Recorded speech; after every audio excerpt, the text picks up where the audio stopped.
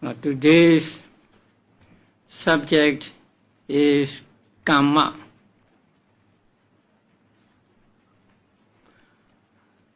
The subject of karma is a very important subject in Buddhism.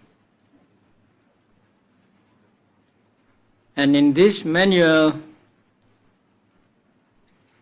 it is taken for granted that you already know what karma is. And so in this section, only the classification of karma and its results are described. But before we understand the classifications of karma, first we need to understand what karma is. The word karma is a Pali word. So literally it means an action or what is done.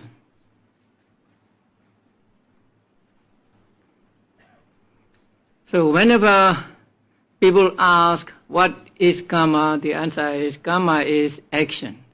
Action good or bad. But this is the popular definition of karma.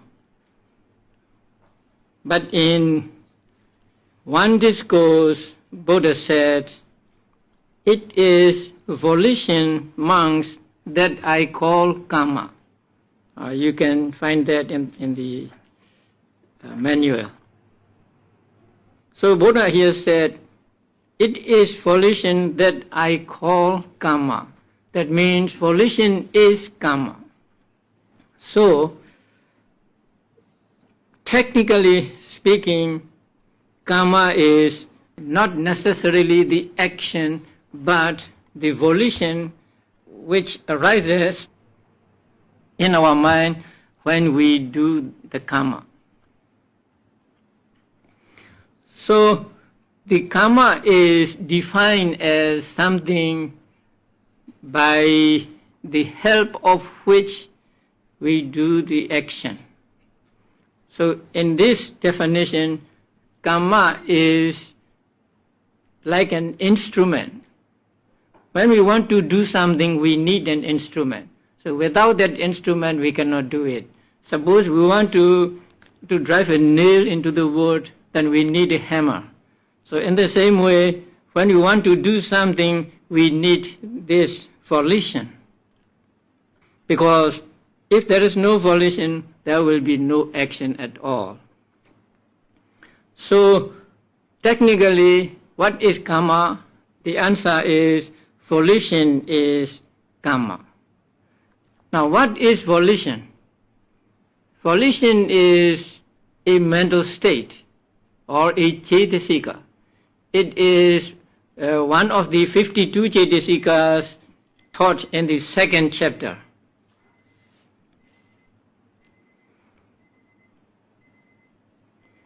And there you find the cetasika cetana.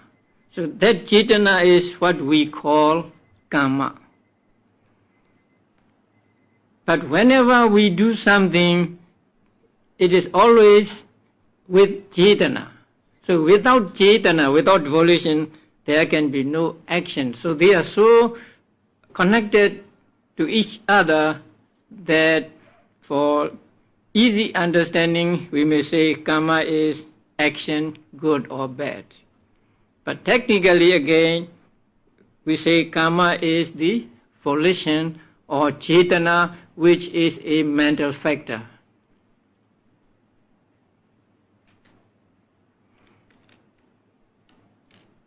As a mental factor, it lasts for only one thought moment, and then it disappears.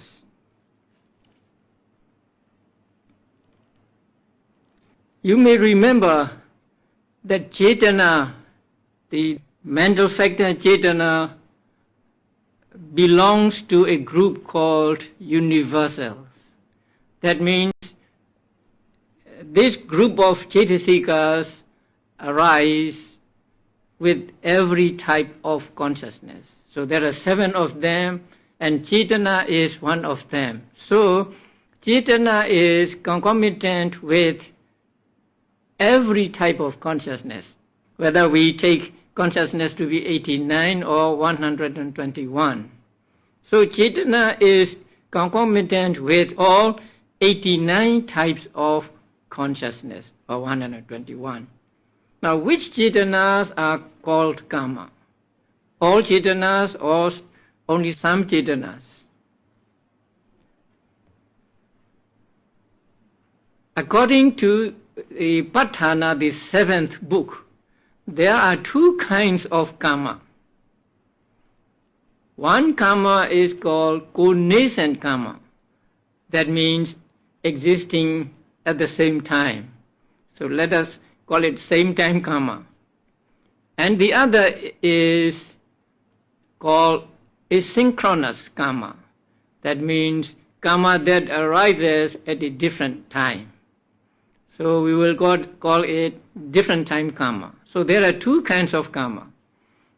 Same time karma and different time karma. So same time karma means this karma arises at the same time as the ones that are conditioned by it. If we call them results, then this same time karma is one that arises together with the results.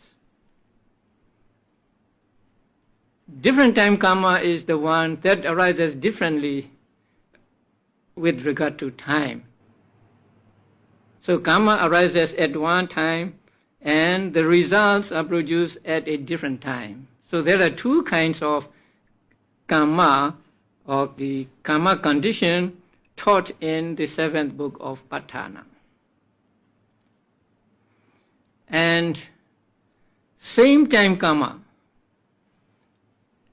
is just a supporting condition, not producing condition. It is a supporting condition. The volition arises with a type of consciousness and other Chaitasikas. So when Chaitana or volition arises with the consciousness and the mental factors, Chaitana supports the Chaita and the Chaitasikas, while both are existing. So that is called same time karma. It does not produce any results, but it just supports the other mental concomitants. Different time karma is what we understand as karma. It produces results. Since it produces results, it arises at one time and the results are produced at another time. Maybe immediately after it disappears, or maybe thousands or millions of years away. So there are 2 kinds of karma, the same time karma and different time karma.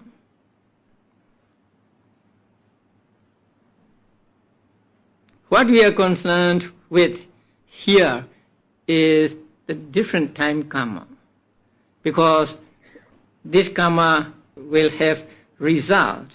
So we will talk about the results also. So here karma means that the different time karma.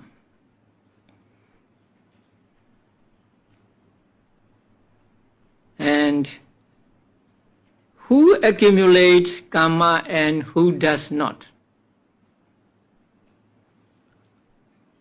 Now you all know that Buddhas, Arahants and Pachika Buddhas do not accumulate karma. They do not accumulate karma because they have eradicated ignorance and craving altogether, which are the roots of karma. Since they have eradicated the roots of karma, which are ignorance and craving, they do not acquire karma. Even when they do some good deeds, they do not acquire karma. So an arahant may offer something to the Buddha, but he does not acquire the karma. It is not called a kusala karma. It is just kiriya, or it is just happening, or it is just arising of the consciousness. And those who have not eradicated ignorance and craving always accumulate karma. So long as we have ignorance and craving, we will always acquire karma when we do something good or bad.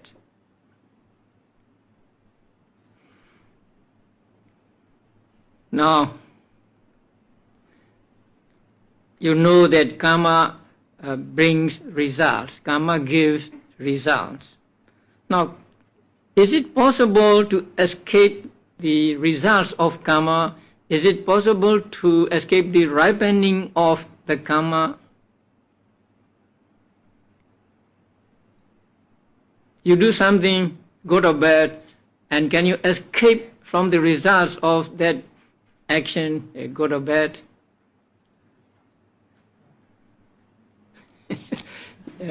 Yes or no, right?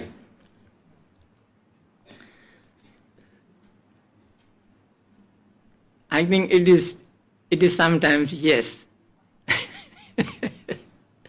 Mostly we say it is impossible, right, to escape the ripening of karma. We do something good and we will get the good results, and we do something bad and we will get the bad results. But now think of the Venerable Angulimala. Now before he became a monk, before he became an arahant, he had killed thousands of people. And Buddha tamed him, and first he became a monk and later he became an arahant. Because he attained arahantship, he was able to escape the ripening of the karmas he did as a robber. If he were to get the result of the crimes of murder he committed, he would not have got out of this samsara for a long, long time.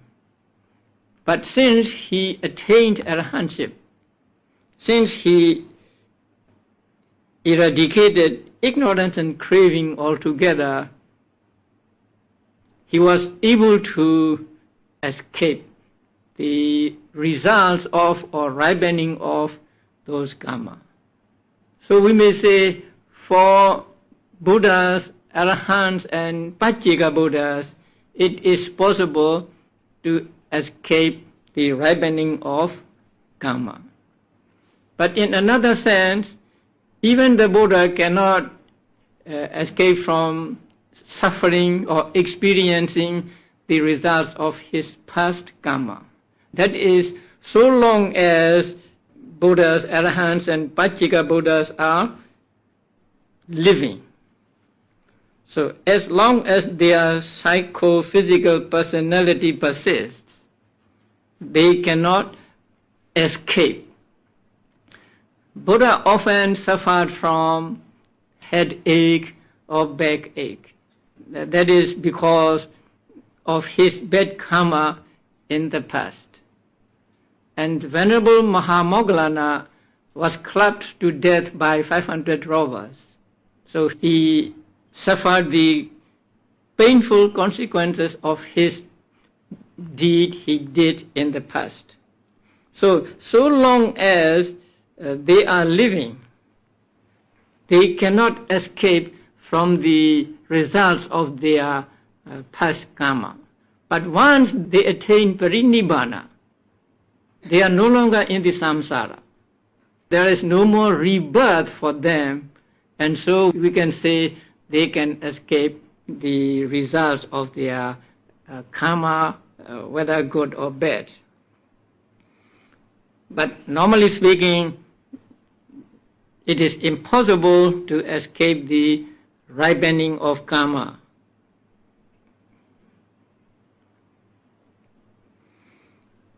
Now, when we talk about karma, we talk about the results also. What exactly are the results of karma in Abhidhamma terms?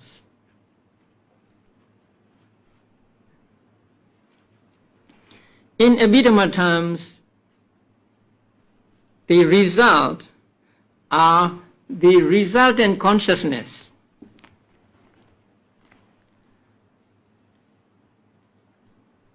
The resultant consciousness and the first 7 resultant consciousness among the rootless consciousness, and then 8 resultant consciousness, and then the 8 resultant consciousness in beautiful sense sphere, and then 5 resultant consciousness in Rupa Vajra consciousness, and 4 in Arupa Vajra consciousness, and also the phala or fruition consciousness. So,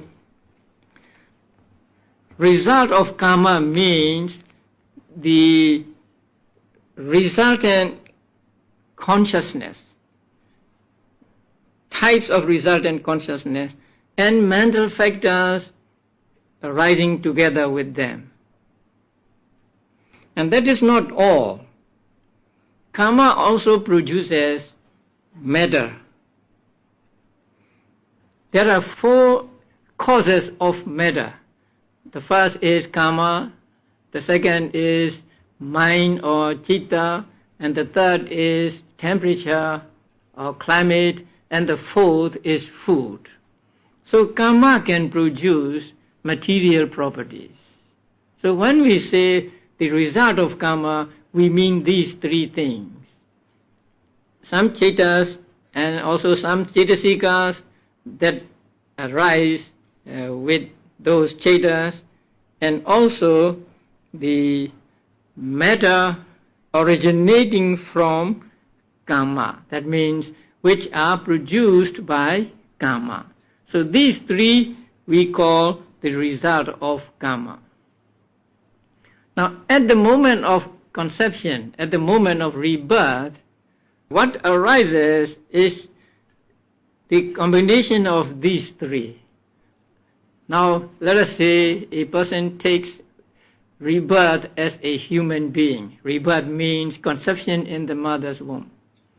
So, at the moment of conception, what arises is first one of the resultant consciousnesses, and then the chaitasikas going along with it, and the material properties that are caused by karma.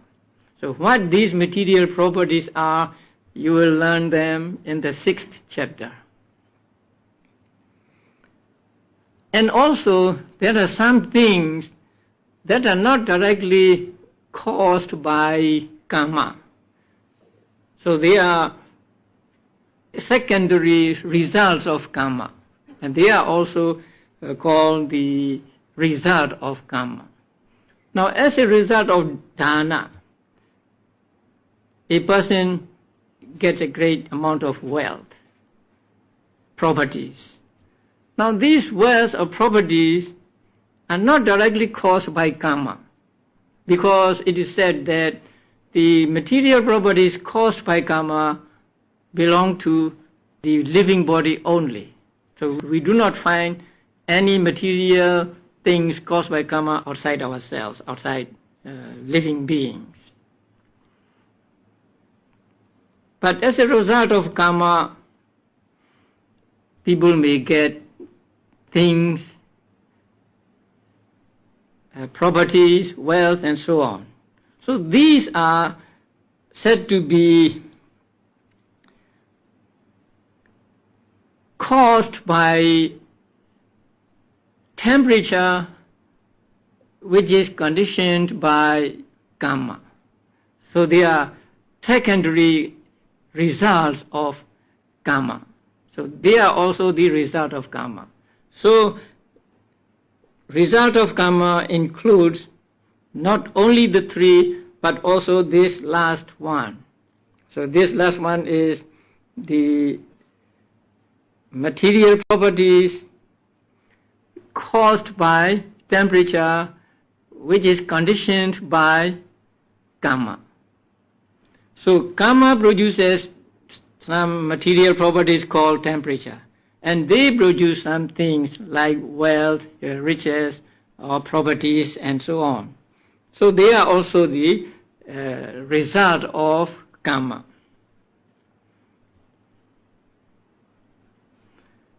How are results produced?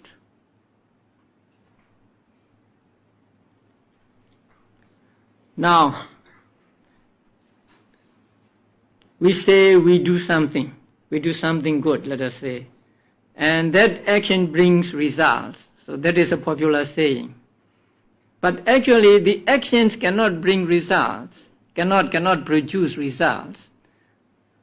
What produces results is the karma or the volition. Volition is a mental state, and that mental state has the potential to produce results in the future when conditions are favorable for it. And when they give results, they give similar results. Good karma giving good results and bad karma giving bad results.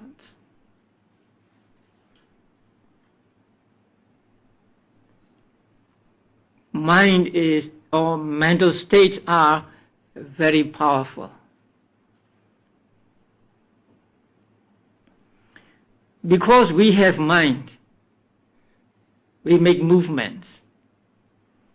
If we have no mind, we cannot make movements. We cannot say even we, because we have died and we have become a corpse. Then we cannot make any movement. But now we have minds, and so we are moving our hands and so on. Now these parts of our body move because of our mind, because I want to move. So there is movement. If I don't want to move, then there will be no movement. So mind, which is not physical, which seems to have no strength of its own, can cause the movement of this heavy hand. So mind has such power. My intention to move can cause material properties to arise in the hand, and then we say that is the movement of the hand. So mind has the power to produce. If our mind is a good mind, then good things are produced, and if our mind is bad mind, bad things are produced. Suppose a person is in the habit of killing living beings. And it is said that a person who as a habit kills a living being will be reborn in hell, and then when he is reborn as a human being, he will live a very short life. Now, that is because of the killing action he did in the past. So when a person kills a being, that means he wants his life to be short. He wants to make that being live a short time. So that desire for the life to be short, when it gives results, it gives to himself, because it is his desire for the life to be short, and so when it gives results, it gives back to him, and so in his future lives, he will live a short time. He will be short-lived. Now you offer something. When you offer something, you have the desire for the person to use it, to enjoy it. You want the recipient person to have many things. So that mind or that volition, when giving results, give the result back to you, because it is your volition, and so it will give results to you and not to another person. So when it gives abundance of things back to you. So on this principle, the mental state, a mental state which is here volition, produces results.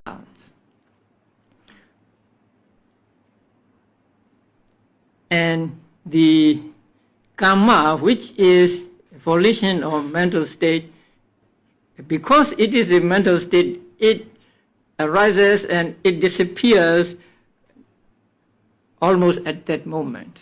It lasts for only one thought, brief moment. But unlike other mental states,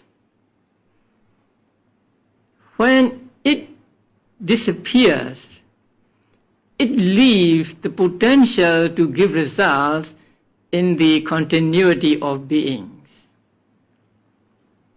So, as a mental state, it is impermanent. As a mental state, it arises and it disappears. But other mental states just arise and disappear and leave nothing behind. But this particular mental state, which we call karma, the volition or the cetasika cetana, is different. Although it is a mental state, it is not like other mental states. It can leave the potential to give results in the continuity of beings. So, when the circumstances are favorable for it to produce results, the results are produced. So, karma has this power, this potential to give results. But it must get favorable conditions for it to give results. For good karma to give results, it needs good favorable conditions, and for bad karma to give results, it needs favorable bad conditions. So when they get the necessary conditions, then these karmas give results.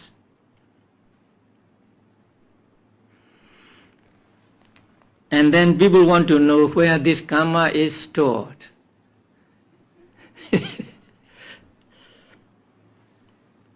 Once, King Milinda asked such a question to Venerable Nagasena. He said, a bundle of mind and matter performs karmas.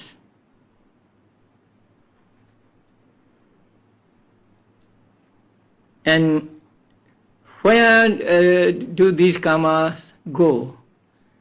Then the Venerable Nagasena said, it follows the being like a shadow that does not leave. Then the king asked, where do they exist? Where can we say they are? In this place or in that place? And Venerable Nagasena said, that cannot be stated. So we cannot say where the karma is stored or where the karma exists. Then the king asked him to give a simile. So Venerable Nagasena said, now there is a tree without any fruits. Can you say that the fruits are existing in this place or in that place in the tree? And the king said, no, we cannot say. Then Venerable Nagasena said, in the same way, in this uninterrupted continuity of beings, we cannot say that the karma is in this place or karma is in that place. But when the circumstances are favorable, then the karma gives results. So we cannot say for certain where the karma or fruits of karma are stored. But when it is time for them to give results, they give results. Just like we cannot say where the fruits are stored in the tree, in the trunk, or in the branches, or in the root.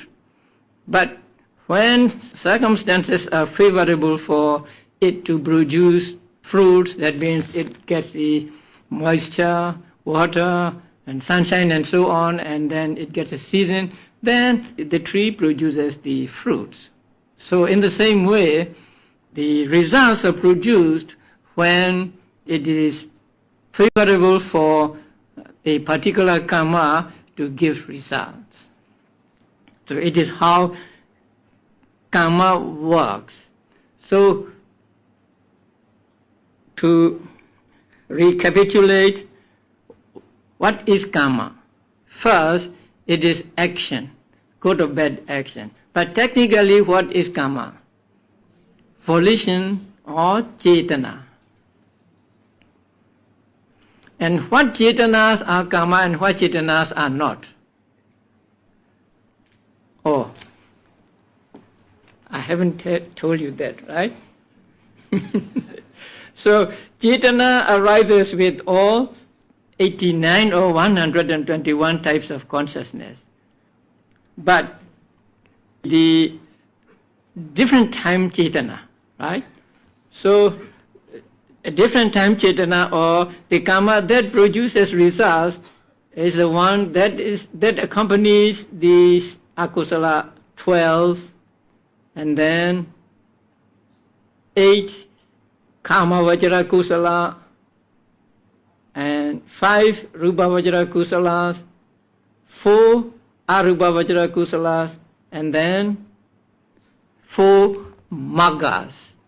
So cetana that accompanies akusala and kusala cetas is what we call different time karma, or the karma that produces result. Cetanas accompanying other types of consciousness, the resultant consciousness and the functional consciousness, are not called karma, or not called different time karma. They are called same time karma. So they are conditions for the consciousness and mental factors they arise together with, but not as giving results, but as a support for the existing cetas and cetasikas. So only when cetana accompanies the unwholesome consciousness and wholesome consciousness do we call it a karma. Now, in the link, in the dependent origination, now there is a link between ignorance and karma formations, between avijja and sankharas. And in that dependent origination, in that chain of arising and disappearing, sankharas mean 29 cetanas.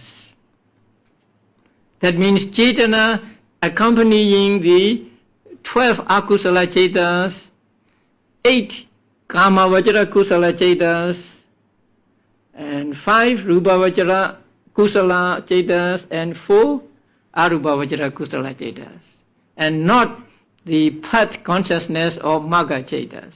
Because the doctrine of dependent origination is of the vata, or is of rebirth and death, and not getting out of it. So there, sankharas are described as the cetana that accompanies these 29 types of consciousness. But if we take the result producing in general, then we have to take the 4 magga cetas also. So 29 plus 4, we get 33. So the cetana accompanying these 33 cetas is what we call karma here. And the results of karma consist of chittas, cetasikas, and some rupas, or material properties. And it is impossible to escape the fruition or ripening of karma. Only when one becomes a Buddha or a Pachika Buddha or an Arahant, and also attain Parinibbana, can one escape the ripening of karma, or can one get out of the range of ripening of karma? Otherwise, even the Buddhas, Pachika Buddhas and Arahants are not free from experiencing the consequences of their karma in the past, either good or bad. And karma, as a mental factor, has the potential to produce results. Although it disappears immediately after it arising, it can leave the potential to give results in the mental and physical continuity of beings. And when the circumstances are favorable, the results are produced. Now, again, there are two kinds of results we should understand. And that is result at the moment of rebirth and result during life. So there are two kinds of results. One result arises at the moment of relinking or rebirth. We call the rebirth result. And the other kind of result is that arises during life. So during life means immediately after rebirth until death comes. So there are two kinds of result. One, a rebirth result, and the other, what shall we call it? Lifetime result. So there are two kinds of result.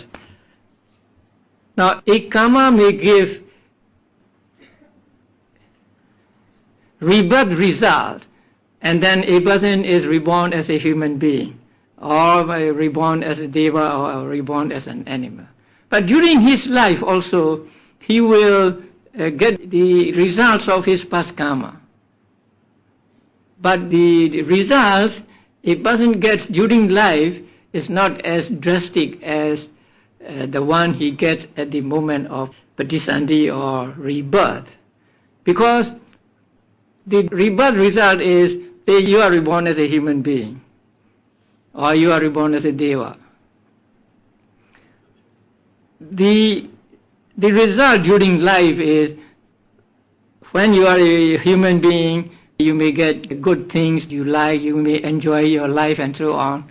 So that is called the lifetime result. So there are two kinds of results whenever we talk about the karma and its results. So result at birth or rebirth, and result during life.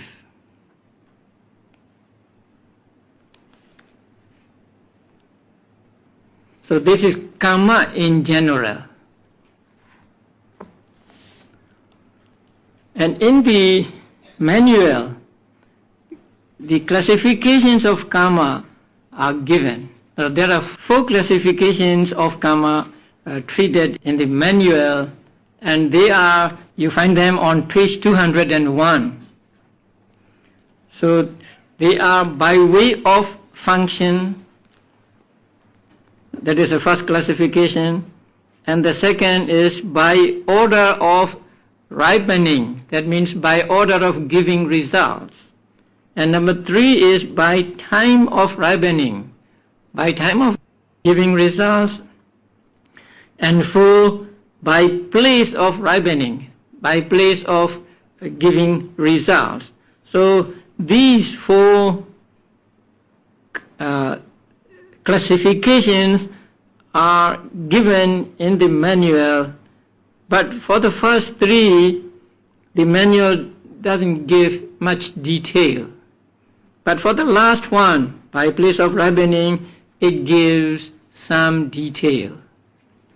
Now that is because the first 3 classifications are classifications according to Suttanta method. Suttanta method is not as accurate as Abhidhamma method, and so different teachers have different opinions about this. But the last one is according to Abhidhamma method. And so, since this book is a book on Abhidhamma, and the last one is treated in some detail. So by way of function, there are 4 kinds of karma. The first one is productive karma. The second, supportive karma. And the third, obstructive karma. And the fourth, destructive karma. So producing, supporting, obstructing, and destroying is the function. So their function, the function of one karma is to produce, and the function of another karma is to support, and yet another is to obstruct, and the last one is to destroy. So according to the functions they perform, karma are divided into 4. So the first one is called in Pali, or you can see the Pali word in the book, Janaka karma. So Janaka means producing. And the second one is called Upatthambaka, supporting. And the third one is called Upapilaka, obstructive karma. Upapilaka means bullying or something. And the fourth is called Upaghataka. Upaghataka means approaching and hitting, approaching and killing. So it is a destructive karma. So productive karma is, let us read the explanation given in the manual. Productive karma is wholesome or unwholesome volition. So these karmas are both wholesome and unwholesome. Sometimes it is wholesome and sometimes it is unwholesome. So productive karma can be wholesome karma or unwholesome karma. So productive karma is wholesome or unwholesome volition which produces resultant mental states and karma-born materiality. So here also we must add one more, the secondary result of karma. Both at the moment of rebirth linking and during the course of existence. So this karma, productive karma, will give results at both rebirth linking, at the moment of rebirth, and also during life, during the course of existence. At the moment of conception, productive karma generates the relinking consciousness. So at the moment of conception, at the moment of rebirth, it produces relinking consciousness. So relinking consciousness belongs to what type? Kusala or akusala or vipaka or kiriya. Relinking consciousness belongs to vipaka type, not resultant consciousness. So it produces the rebirth linking consciousness and the karma-born types of materiality. For example, for human beings, the group of 10 material properties headed by body, headed by sex, and headed by heart. So it is said that 30 kinds of material property are produced at the moment of rebirth for human beings and also for animals and so on. So the karma-born types of materiality constituting the physical body of the new being. Now, it is the result at the moment of relinking, at the moment of rebirth. And then during the course of existence, that means after that moment, after the moment of rebirth, it produces other resultant chittas and the continuities of karma-born materiality. So during life also, karma produces resultant chittas and karma-born rupas or karma-born materiality. such as the sense faculties. Eyes will be produced not right at the moment of relinking. They are produced sometime later. Now we will study them in the 6th chapter. Sexual determination. Actually, the sex of a fetus is determined at the moment of rebirth, but it becomes manifest only after some weeks. And the heartbeat. So the heartbeat arises at the same moment as relinking. Only a karma that has attained the status of a full course of action can perform the function of producing rebirth linking. Now there are karmas that does not have a full course of action, and there are other karmas that have a full course of action. So see section 22 below. Now suppose a person tries to kill, let us say, an animal. Although he tries to kill the animal was not killed. Now it is an evil action, but it is not called taking life, because although he tries to take life, the animal was not killed. So such an action is called an action that does not have full course of action. But if he succeeds in killing the animal, then his action is called to have a full course of action. Such an action will produce results at rebirth linking. But all wholesome and unwholesome karmas, without exception, can produce results during the course of existence. So after rebirth, all wholesome karmas and unwholesome karmas can produce results. So during lifetime we are experiencing the results of both wholesome karma and unwholesome karma.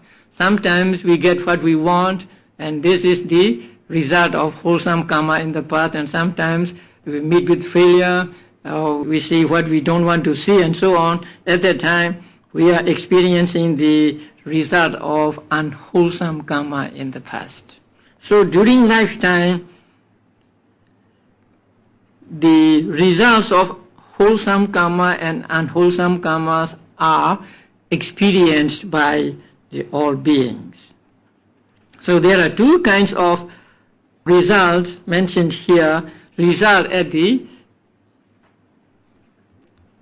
rebirth moment and result during life. So both of these results are produced by this productive karma.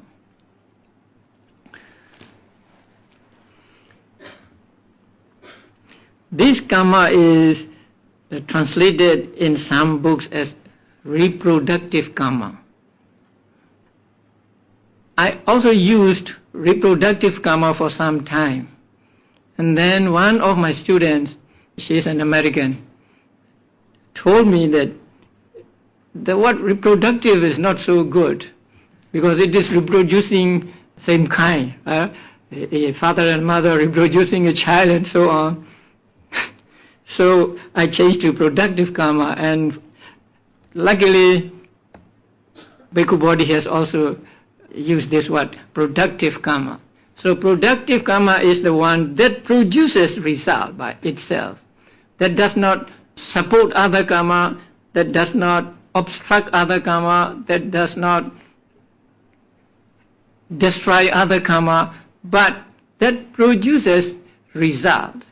And the result it produces are at the moment of patisandhi or relinking, as well as during life.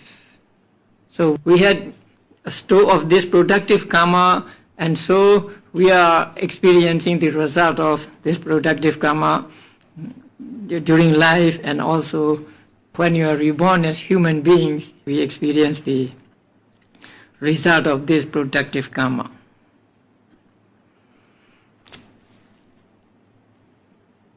Now the second karma in this classification is supportive, upatthambhaka karma. And it is also wholesome, or unwholesome. So all karmas mentioned in these three categories or classifications are wholesome or unwholesome. So supportive karma is karma which does not gain an opportunity to produce its own results. So it does not give results, this karma, but which, when some other karma is exercising a productive function, supports it. So it supports when the other productive karma is producing result. Supports it either by enabling it to produce its pleasant or painful results over an extended time without obstruction, or by reinforcing the continuum of aggregates produced by another karma. So this is supportive karma. It does not produce any result of its own, but it supports the results produced by other karmas by enabling the other karma to produce its pleasant or painful results over an extended period of time. That means when you are reborn as a human being, the supportive karma can help you to live longer. So living longer can be the result of supportive karma, and being reborn as a human being is the result of productive karma. For example, when through the productive function of wholesome karma one is reborn as a human being, supportive karma may contribute to the extension of one's lifespan, so you will live longer, and ensure that one is healthy and well provided with the necessities of life. So what things you get in life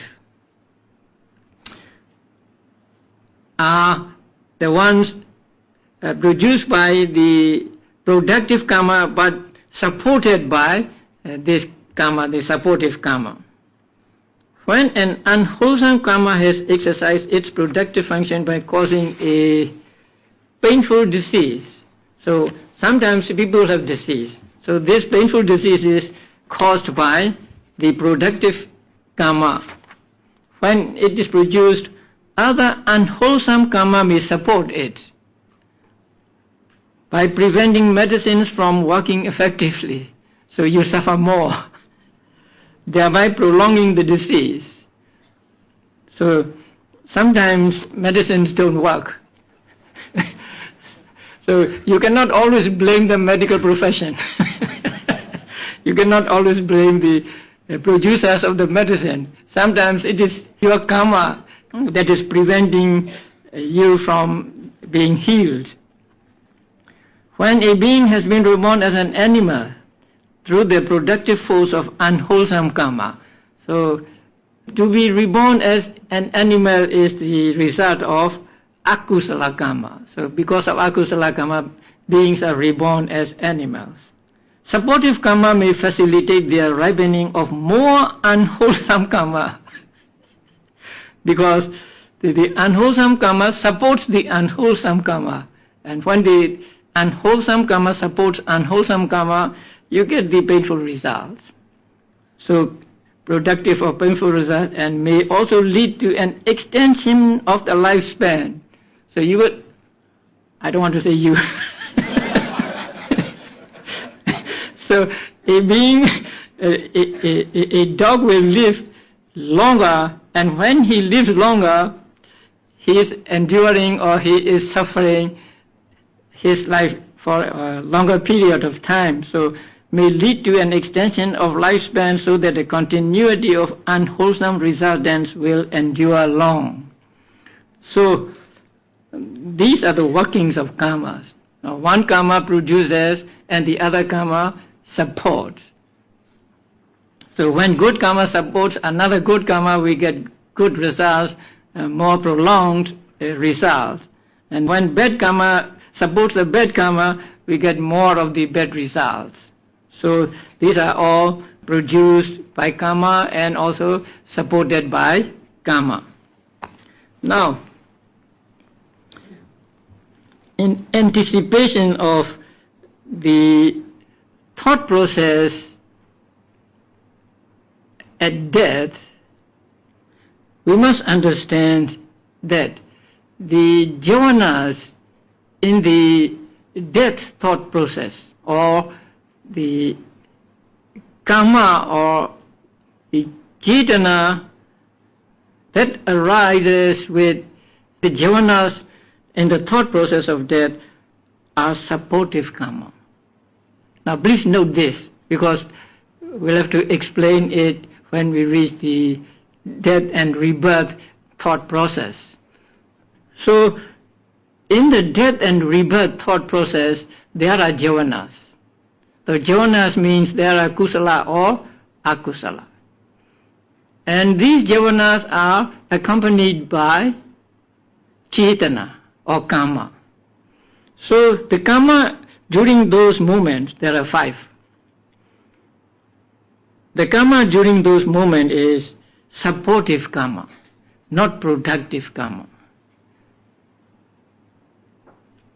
They support the karma that is going to give the rebirth result. So they are not productive karma, but they are supportive karma. So we'll have to refer to this when we reach the death, rebirth thought process at the end of the 5th chapter. So the first is the productive karma, which produces results, and the second is supportive karma, which supports the karma that has already given results. Okay, we'll have a break now.